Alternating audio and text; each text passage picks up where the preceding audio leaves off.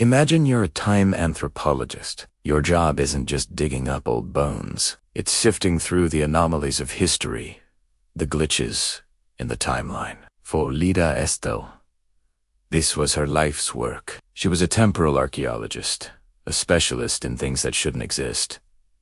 One morning, the impossible happened. A colossal ruin materialized overnight in the heart of a vast, empty desert. This wasn't just old, it was alien. The structure was carved from materials that defied every geological and chemical analysis. Materials not of this earth, but it was the inscriptions that sent a shiver down the spine of history itself. They spoke of the Eidryn, a name whispered only in the most obscure myths, a civilization considered a myth even among other myths. They were the fairy tale that other fairy tales were based on. And here, etched into impossible stone, was their story. Lira, driven by a thirst for knowledge that bordered on obsession, led the expedition. The air around the ruin felt heavy, charged with an energy that made the hairs on your arms stand up. It hummed, a low thrumming that seemed to echo not through the air, but through time itself. As her team set up their equipment, Lira felt an irresistible pull towards a specific obelisk at the heart of the structure. It was smooth, dark, and seemed to drink the desert light. While her colleagues catalogued and scanned, she reached out, her gloved fingers tracing the alien glyphs. Then, she felt it. A single stone, no different from the others, vibrated with a steady, rhythmic pulse, like a heartbeat. A slow, ancient, powerful heartbeat. Compelled by an instinct she couldn't explain, she pulled off her glove and pressed her palm flat against the stone. The world dissolved.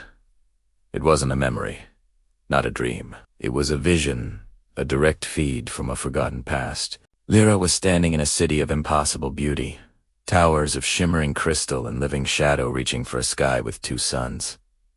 But the beauty was fractured, broken. The entire metropolis was collapsing in excruciating slow motion, frozen in the very moment of its annihilation. Shards of crystal the size of mountains hung suspended in the air. Figures of light and darkness were caught mid-scream, their forms stretched and distorted. It was a silent, eternal apocalypse.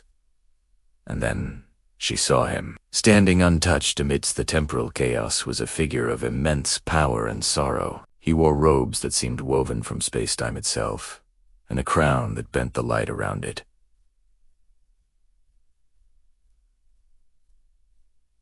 His eyes were not eyes at all. They were twin black holes, pulling in all light, all hope, all of Lira's very consciousness. The vision seared a name into her mind, the Chrono Emperor, the last ruler of the Eidryn. He looked directly at her, not at the Lira in the vision, but at the Lira of the present, her hand pressed against the cold stone millions of years in his future. Sower, snatching her hand back, Lira gasped, collapsing onto the sand. The desert sun blindingly bright after the twilight of the dying city. The vision was gone, but the feeling of those black hole eyes remained, a cold spot in the center of her soul. She immediately contacted her mentor, the one person who might understand the magnitude of what she had seen. His reply was swift and terrifying. "Get out of there. Lira. Now." The Eidryn weren't lost to time. They were removed, pruned from the timeline like a diseased branch. Their fate isn't a mystery to be solved. It's a warning. But the warning came too late. The Chrono Emperor's gaze had left a mark, an anchor point in her mind. The ruins were no longer just a place she was studying. They were a part of her.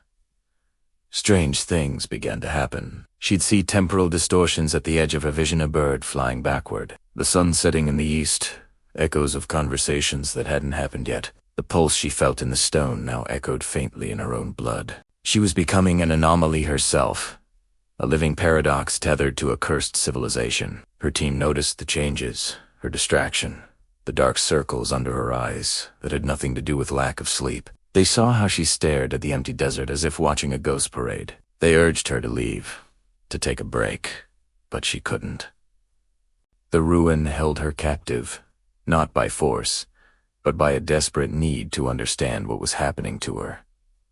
To understand the silent scream of that frozen city, was Valorous a tyrant who doomed his people, or a king who tried to save them from a fate worse than death? The answer began to arrive one evening, as the twin suns of her vision seemed to superimpose themselves over the setting desert sun. The sky, once a clear canvas of twilight, boiled with unnatural, green-tinged clouds. The hum from the ruin intensified, becoming a deafening roar that shook the very foundations of the desert.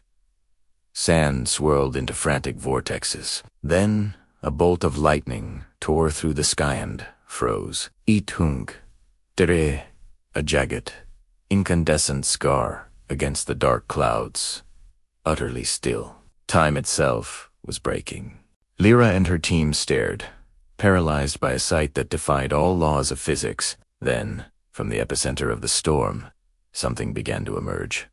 It wasn't falling, but appearing. A structure, vast and ornate, descending from the churning clouds. An Eidryn watchtower, its crystalline spires and shadowy arches perfectly preserved. But it was wrong. It was upside down, pointing towards the ground like a spear thrown from another reality. A piece of that collapsing city finally breaking free from its temporal prison. It was not a ruin from the past. It was an invasion. And as Lira stared up at the impossible sight, she felt the cold gaze of the Chrono Emperor on her again. Not from a vision this time, but from the window of that falling tower. The curse wasn't just about seeing the past. It was about the past seeing you back. And now, it was coming for her. Imagine a world where the past isn't just history.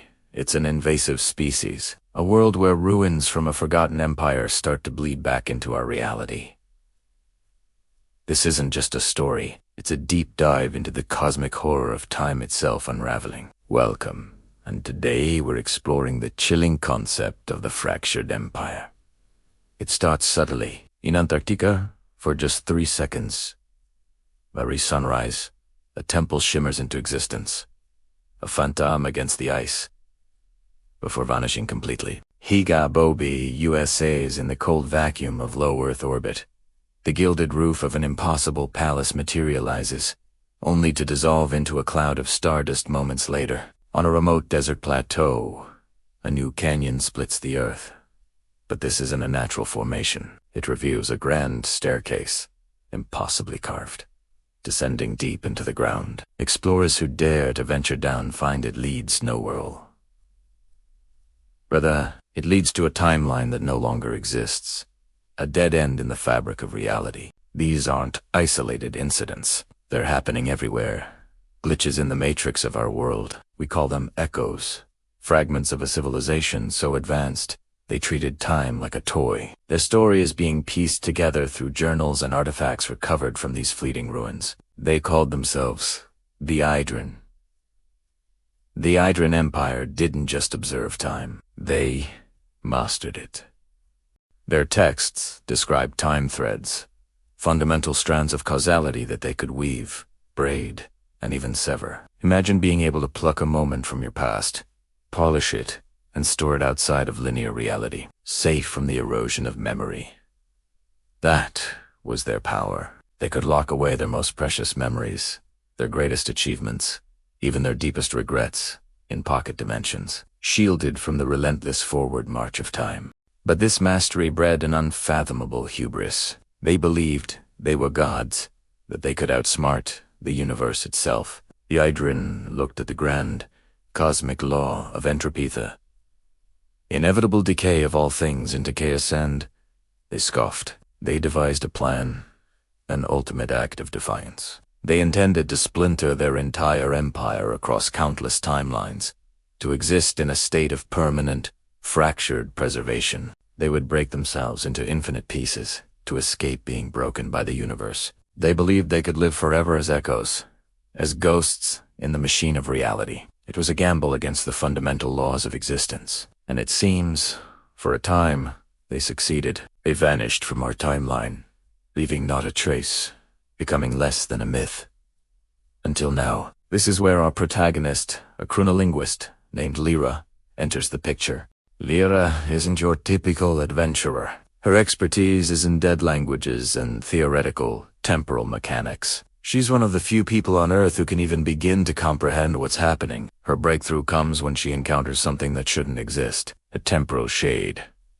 This being isn't alive in any biological sense. It's a creature made of pure, broken time.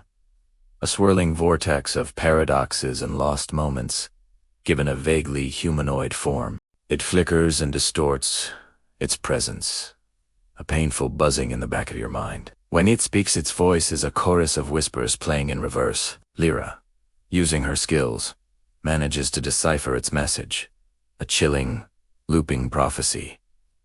He wakes. The Emperor wakes. The Emperor. The journals speak of him in hushed, reverent tones. He was the architect of their grand plan, the one who led them into their self-imposed exile across time. His name is never written, only referred to by his title. He was the most powerful of all the Eidryn, a master weaver of time threads. The message from the temporal shade sends a shiver down Lira's spine. The Emperor isn't just a historical figure. He's a looming threat. His awakening implies that the Eidryn's static, fractured existence is coming to an end. This revelation forces Lira to re-examine everything they thought they knew. The scientific community believed these ruins were random, harmless echoes of a dead past. But Lira now sees a pattern, a terrifying purpose behind the chaos. These ruins are not just appearing, they are reassembling. Think of it like a cosmic jigsaw puzzle. Each flickering temple, each phantom palace roof, each staircase to nowhere, they are all individual pieces, and something, or someone, is putting them back together. The brief, 3-second appearance of the Antarctic temple. It's not random, it's a synchronization event. The palace roof. In orbit, it's a marker, a celestial anchor point. Lira realizes the horrifying truth. The Eidryn Empire isn't returning from the past. It's being rebuilt in our present.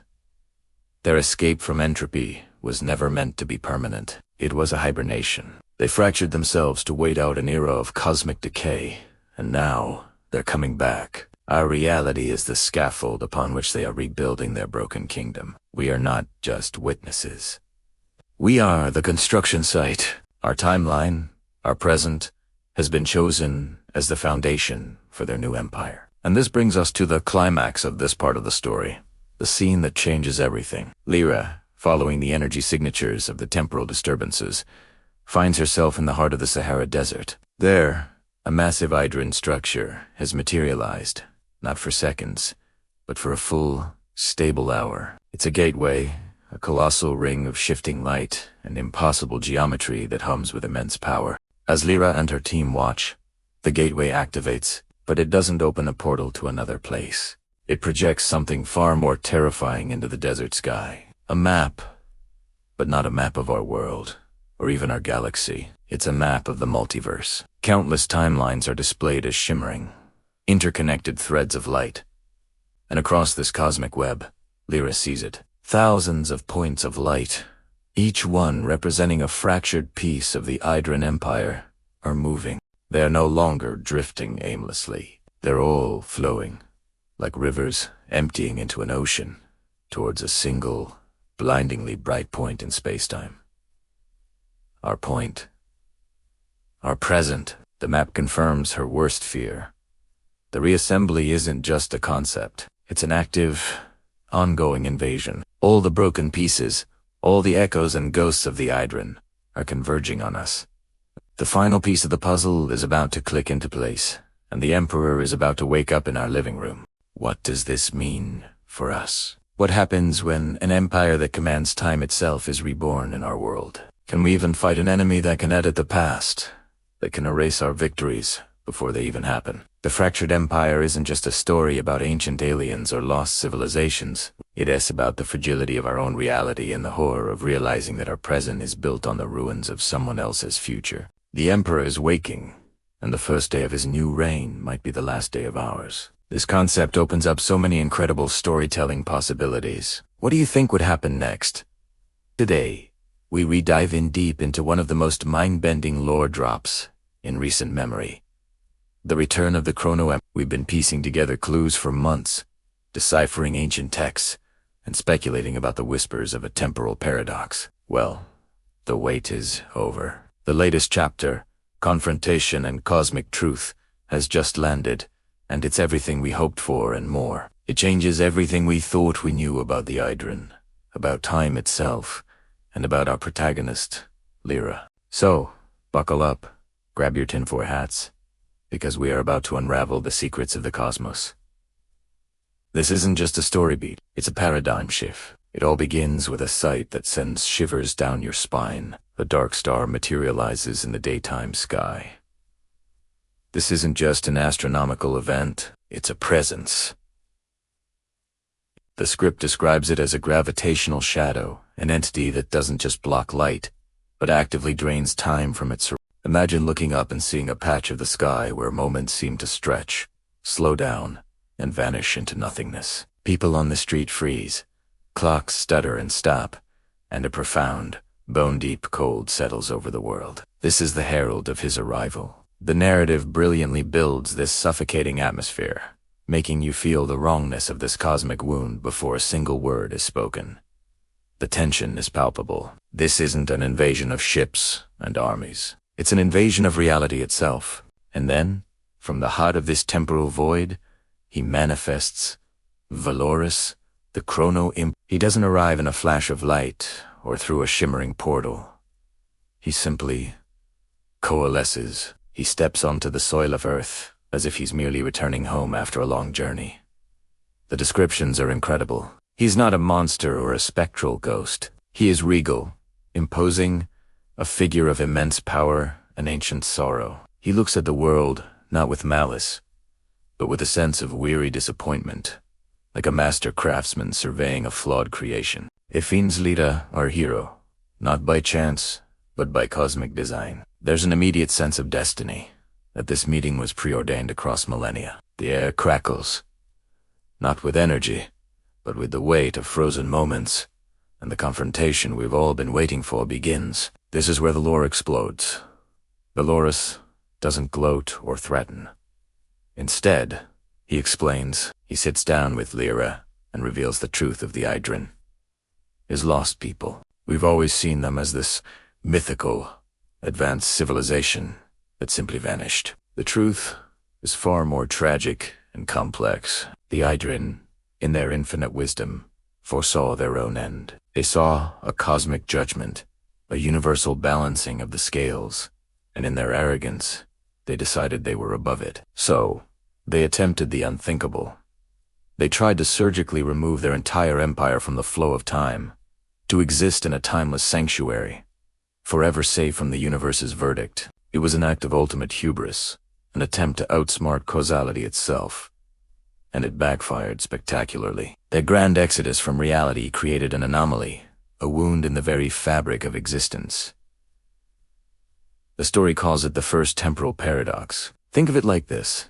If you remove a single, crucial thread from a tapestry, the entire thing doesn't just have a hole. The whole pattern unravels. The cosmos, in its own impersonal and relentless way, had to correct this imbalance. It didn't destroy the Eidryn. Instead, it did something far more cruel. It scattered them. Their magnificent empire was shattered into countless fragments and flung across an infinity of time. Their people lost, their cities becoming echoes in alternate realities. They were preserved, but they were also erased, existing everywhere and nowhere at once. Valoris himself was a part of this scattering, a consciousness splintered across the ages. And this brings us to his grand, terrifying plan. Valoris isn't just seeking revenge. He sees himself as a restorer, a savior. His goal is to undo the cosmic correction. He intends to collapse all the divergent timelines, all the infinite possibilities and alternate histories, back into one, a single, perfect reality. The original timeline where the Eidryn Empire still stands, glorious and eternal, under his absolute rule. To achieve this, billions of worlds, trillions of lives, and countless histories must be erased. They would be overwritten, pruned from the tree of time like dead branches. In his mind, it's not destruction, it's purification. He's rebuilding his home, and our reality, our entire existence, is simply the raw material he needs to do it. It's a chillingly logical form of genocide on a scale that is almost impossible to comprehend. So, why? Lira, why is this young woman from a primitive world the key to a cosmic emperor Esplin? The answer lies within her. Valoris reveals that Lira is not just a random person. Since her encounter with those ancient ruins earlier in the story, she has unknowingly carried a key, a piece of Eidryn technology encoded directly into her consciousness. This isn't a physical object. It's a pattern, a frequency, a unique signature of temporal data. The name for it is the Eye of Remembrance. It's the one thing that can navigate the fractured timelines and act as a focal point, a beacon to draw all the scattered fragments of the Eidryn Empire back together. Valoris was a fractured consciousness, but the Eye of Remembrance allows him to fully anchor himself, to complete his resurrection in our timeline and begin his cosmic consolidation. Lira isn't just a pawn. She's the ignition switch for his entire plan. As Valoris reveals these truths, his power begins to bleed out into the world. His agents, the temporal shades, manifest globally.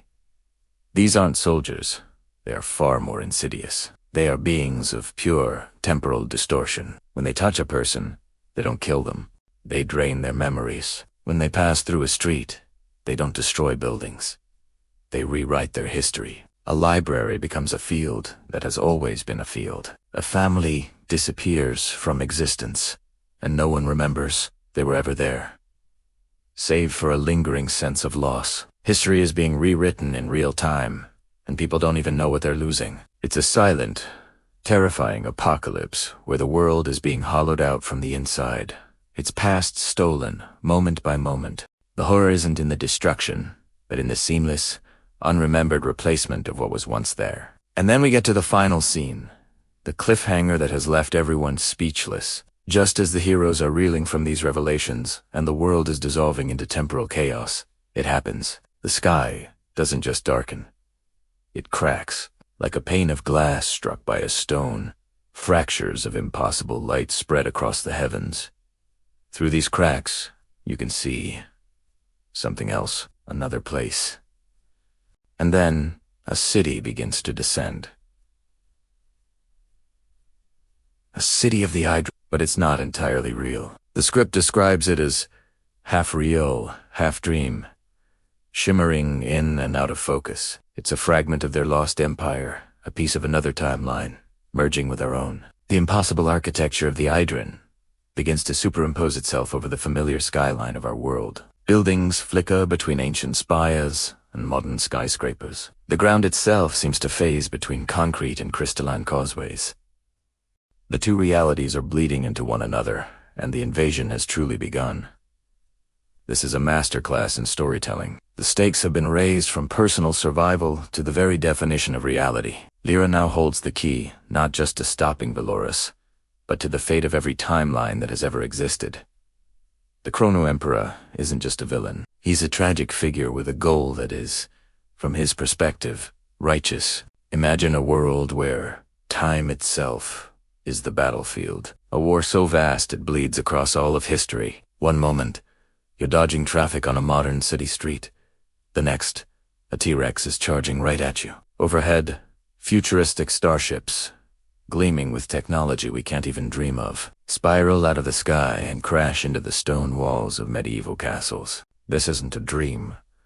This isn't a simulation. This is the war at the edge of time.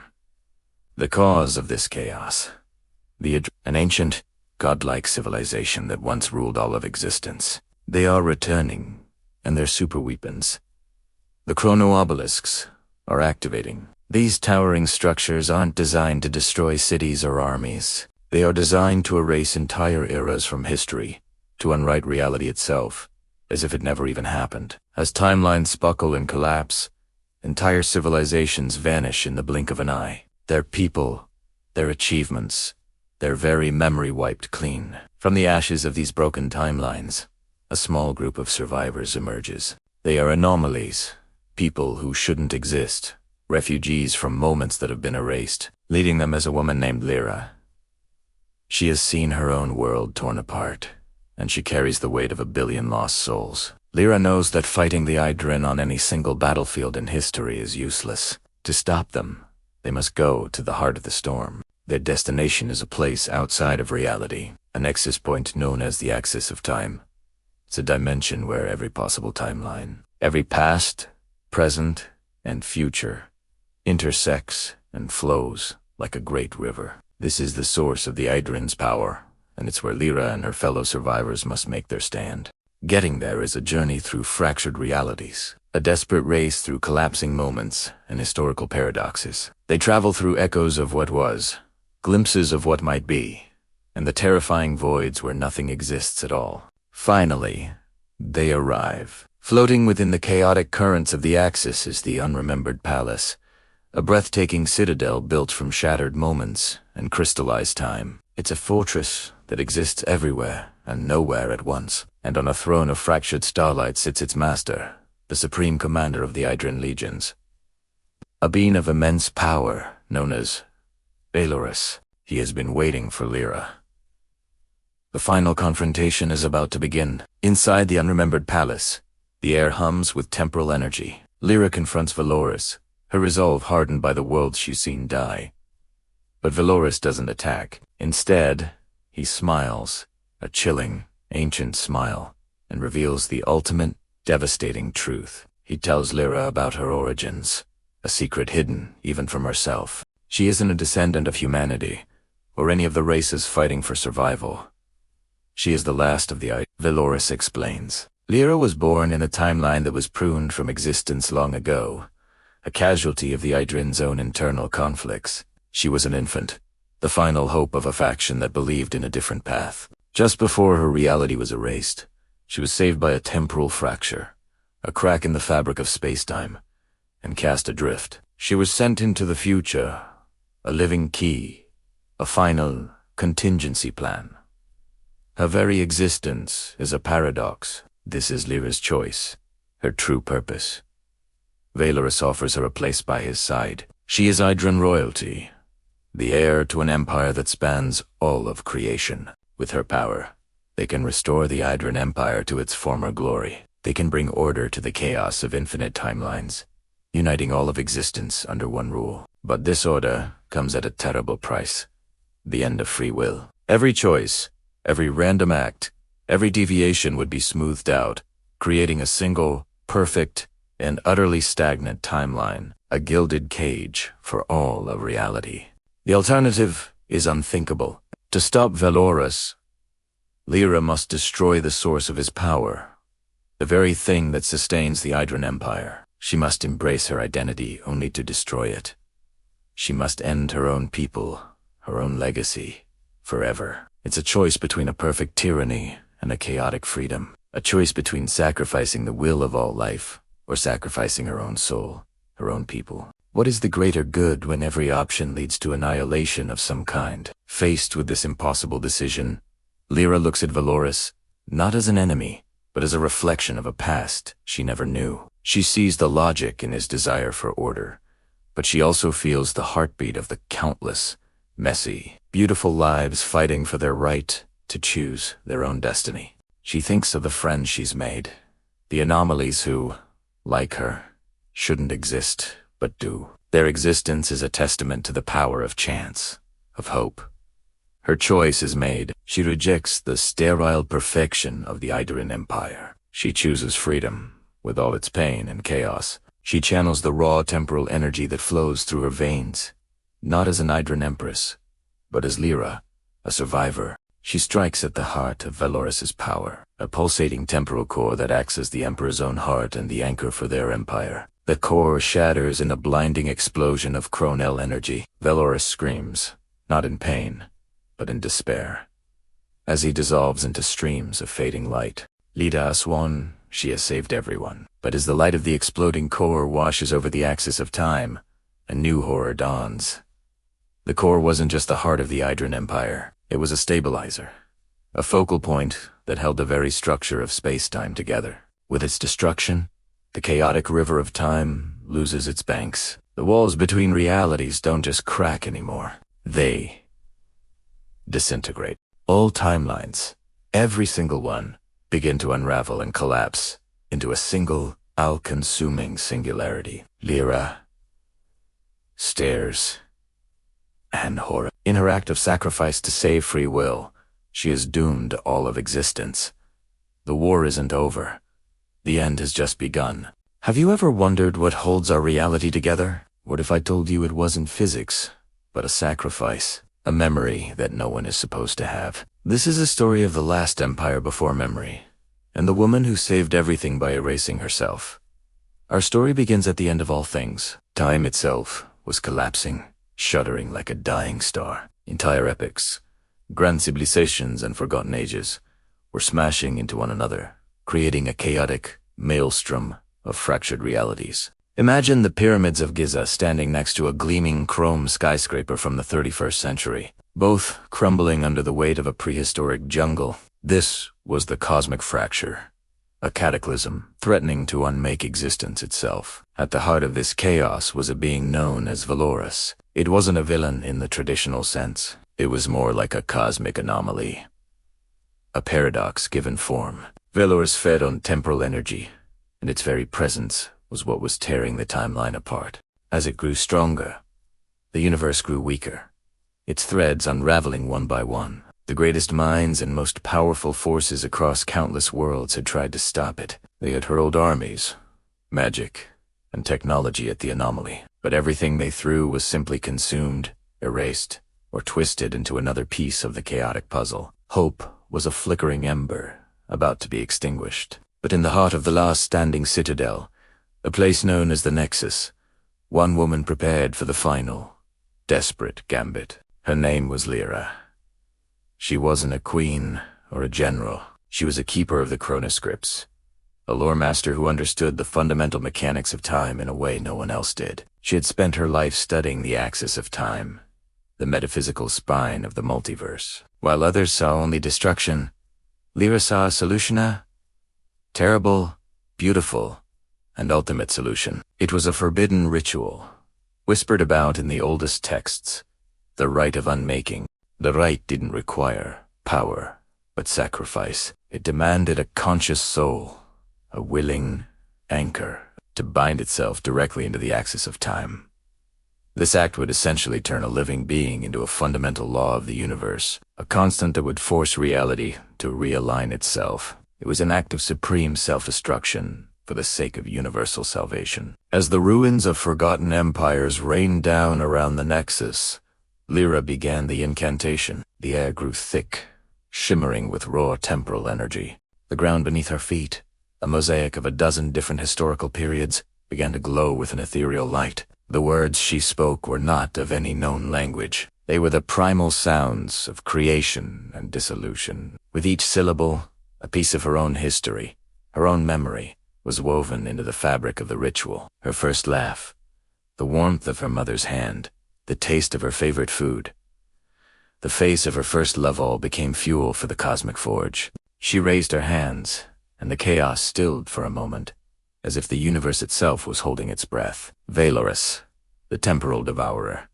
sensed this shift. It turned its non-existent gaze towards her, a vortex of pure temporal distortion. It lunged, not with physical force, but with the weight of unhistory, seeking to erase her before she could complete the rite. But Lira did not flinch. She met its charge with the final words of the unmaking. A blinding flash of pure, white light erupted from the Nexus, expanding outwards at the speed of thought. It was not a destructive blast, but a wave of pure order. Time, which had been a tangled mess, snapped back into place. The fractured ruins, the mismatched landscapes, the anachronistic artifacts, they all began to dissolve. A Roman legionnaire standing on a floating shard of a futuristic city simply faded into golden dust, returning to his proper moment in 208. A dinosaur, roaring from the balcony of a Victorian manor, dissolved back into the Cretaceous period. The process was silent, peaceful, and absolute.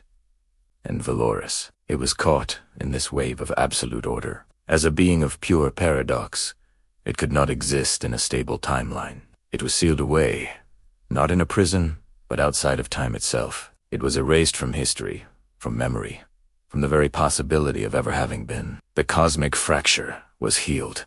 The multiverse was stable once more, but there was a cost, as it always is. The final part of the rite of unmaking was its most cruel. To stabilize reality so completely, the Anka Lira had to be removed from the equation.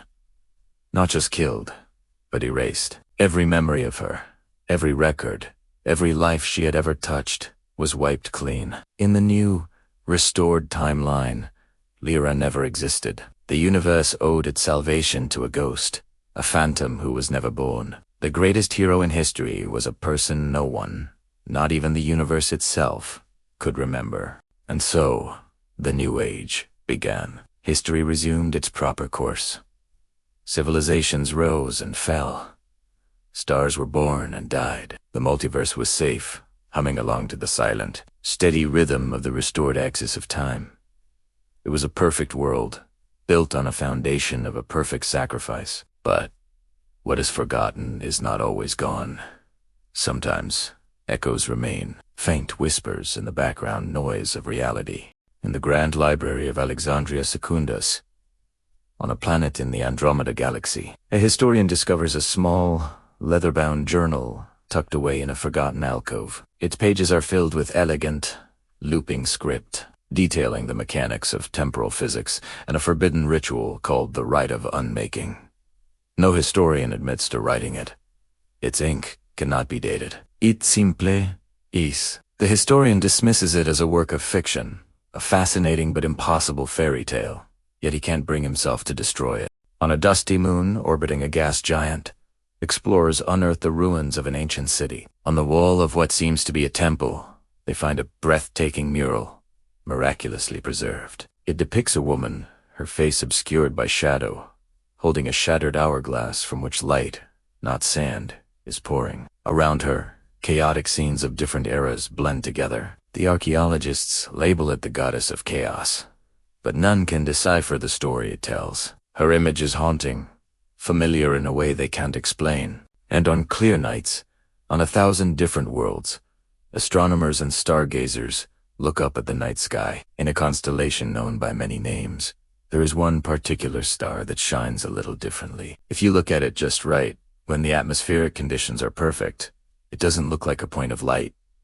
It seems to form the shape of a single, watchful eye, a silent, lonely star, keeping vigil over the cosmos. It's saved. These are the echoes of Lira, the quiet remnants of her monumental sacrifice. They are the universe's unconscious memory.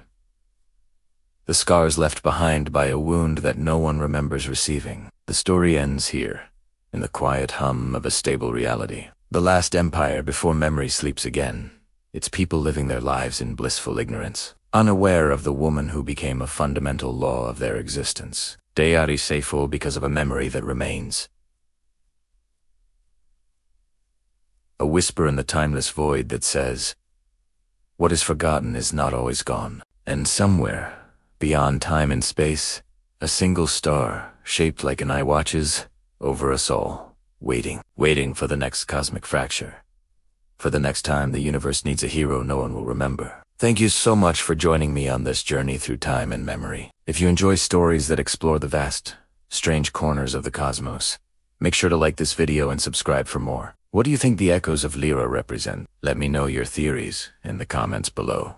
Until next time, keep looking up at the stars. You never know what you might see.